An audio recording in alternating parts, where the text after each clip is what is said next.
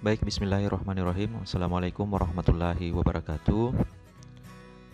Di video kali ini kita akan melanjutkan pembahasan bagaimana cara membuat database di Visual Basic. Di video sebelumnya itu kita sudah membahas mengenai bagian fondasi membuat sebuah database di Visual Basic, khusus untuk menginstal ataupun mendownload beberapa kelengkapan yang dibutuhkan seperti SAMPP, kemudian konektor ODBC, lalu icon-icon maupun background. Itu sudah kita bahas di video sebelumnya. Untuk video kali ini kita akan lanjutkan nanti bagaimana caranya membuat database di MySQL. Kemudian di video selanjutnya lagi adalah bagaimana cara membuat interface database kita di Visual Basic 6.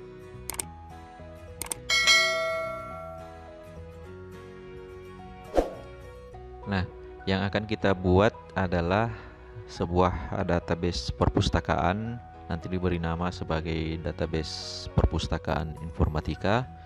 Di dalamnya nanti terdiri dari 4 tabel, ada tabel anggota, tabel buku, kemudian tabel pinjam, dan nanti terakhir adalah tabel login. Nah, database-nya nanti kita akan buat di MySQL. Nanti kita akan buat di MySQL. Untuk bisa dibuat di MySQL, maka kita butuh perangkat yang sudah kita download di video sebelumnya, yaitu SAMPP.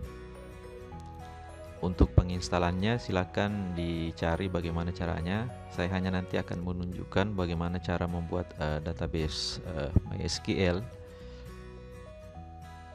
Oke, langkah pertama adalah silakan jika sudah diinstal SAMPP-nya, silakan dibuka.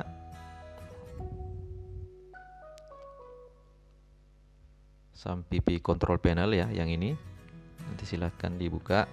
Kemudian nanti muncul jendela SAMPP Control Panel. Nah, ini SAMPP ini sendiri adalah salah satu perangkat lunak ya, atau software yang penamaannya sendiri itu berdasarkan singkatan ya, singkatan. Jadi X-nya itu nanti disebut sebagai cross platform ya. Jadi artinya nanti SAMPP ini bisa digunakan di berbagai platform ya, sistem operasi, apakah nanti Windows, Mac atau Linux ya. Kemudian A-nya itu adalah singkatan dari Apache. Apache itu aplikasi web server yang bersifat open source, artinya gratis. Kemudian M-nya sendiri, ini M-nya adalah MySQL atau biasa disebut sebagai MariaDB. Lebih umum kita kenal sebagai MySQL, yang merupakan salah satu database management system ya. Jadi digunakan nanti untuk mengolah data-data dari atribut-atribut yang dibuat ya. Kemudian P-nya sendiri, P pertamanya itu adalah PHP, lalu P keduanya itu Perl. Ini keduanya ini merupakan bahasa pemrograman yang umum kita gunakan di website atau ketika akan membangun sebuah website. Nah, mengapa perangkat lunak ini penting ya? Karena ada beberapa keunggulan dari perangkat lunak ini sehingga paling familiar dan umum digunakan. Pertama adalah kita tidak membutuhkan koneksi internet untuk membuat sebuah website yang bisa nanti kita akses menggunakan browser. Jadi dengan menggunakan SAMPP, maka kita sudah bisa membuat sebuah website yang sifatnya non internet ya, tidak membutuhkan akses internet. Jadi dia nanti bersifat local host, ada istilah disebut sebagai local host atau hosting lokal. Karena sifatnya hosting lokal, maka tentu saja bersifat free ya, kita tidak perlu mengeluarkan biaya hosting. Nah, itu keunggulannya. Lalu peruntukannya sebenarnya ini kita gunakan terlebih dahulu SAMPP ini ketika membuat website adalah agar nanti fitur-fitur yang kita bangun di situ ataupun kita buat kontennya bisa diuji dulu, masih tahap pengembangan. Nah, jika sudah bagus dan sesuai permintaan misalnya klien, maka barulah kita hosting.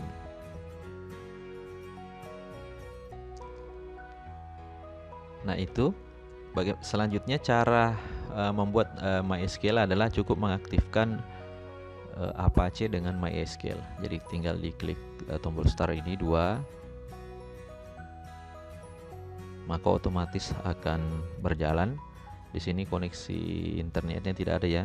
Setelah itu kita masuk ke browser. Saya pakai Mozilla, boleh Chrome silahkan. Nah, untuk masuk ke database MySQL tinggal di ketik localhost kemudian php myadmin. Jadi ini salah satu cara yang digunakan untuk membuat database di MySQL. Banyak cara juga sebenarnya yang bisa kita lakukan untuk membuat sebuah database di MySQL. Bisa selain melalui php myadmin, boleh juga melalui command prompt dan lainnya ya. Untuk ini saya hanya akan memperlihatkan caranya jika menggunakan atau melalui php myadmin. Jika sudah diketik localhost kemudian garing php myadmin, kita tekan saja enter, nanti akan masuk ke sebuah tampilan php myadmin. Nah, disinilah kita buat database-nya. Jadi caranya nanti membuat sebuah database tinggal diklik database ini. Di sini saya sudah buat database untuk perpustakaan informatika. Jadi namanya nanti perpustakaan informatika. Ketika diklik nanti itu punya 4 tabel sesuai tadi yang di PowerPoint. Ada tabel anggota, tabel buku, tabel login, kemudian tabel peminjaman. Ini kalau kita buka nanti isi tabelnya itu ada ID anggota, ada nama, alamat, kota, nomor telepon, tanggal lahir. Itu untuk anggota. Untuk buku ada nomor buku, judul, pengarang, tahun terbit, jenis buku dengan status. Kemudian di login tadi ada username, password, nama dengan akses, nanti dia sebagai admin atau sebagai user.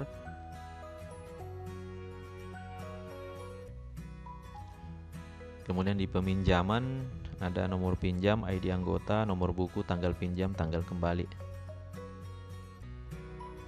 Ya, itu ya. Ini 4 tabel yang kita buat dalam database perpustakaan informatika. Cara membuatnya tadi kita pilih di database ya, ini. Tinggal diklik database, kemudian nanti di sini ada perintah create database. Silakan buatkan database-nya. Ini saya beri contoh, misalnya namanya contoh. Lalu tinggal dipilih create. Setelah itu nanti muncul di sini, ini database-nya, kita klik lagi ini. Lalu di sini perintah berapa tabel yang akan kita buat.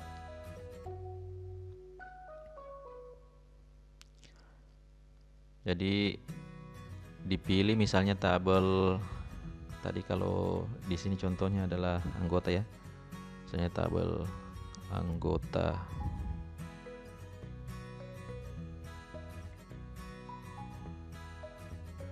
Anggota perpus misalnya. Kolomnya 4, tinggal kita klik go. Nah, disinilah kita tuliskan tadi atribut di dalam tabel itu. Jadi namanya apa, kemudian tipe datanya apa, panjang karakternya berapa atau nilainya, lalu setelah itu dia bertindak sebagai primary key atau bukan. Jadi kalau misalnya tadi anggota purpose, kita beri misalnya ID anggota, kita pilih tipe datanya varchar berupa karakter, panjangnya misalnya 20 saja. Kemudian karena ini bersifat unik, maka ini dijadikan sebagai primary. Jadi di sini kita pilih primary seperti ini. Nah, ini kita kosongkan saja, hanya ini yang kita isi. Lalu yang kedua misalnya nama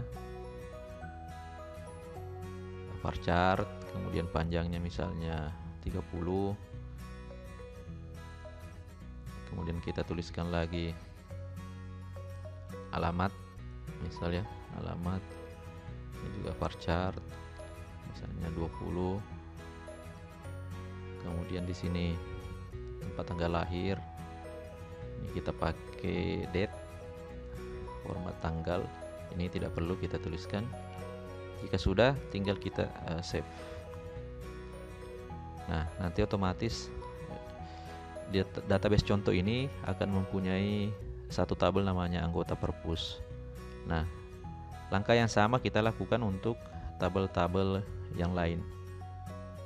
Jadi tadi ini contoh misalnya anggota, ini contoh buku, login dengan peminjaman. Nah, setiap tabel nanti ini punya tadi primary key-nya yang bersifat unik. Silakan nanti dibuat tabelnya di MySQL ya.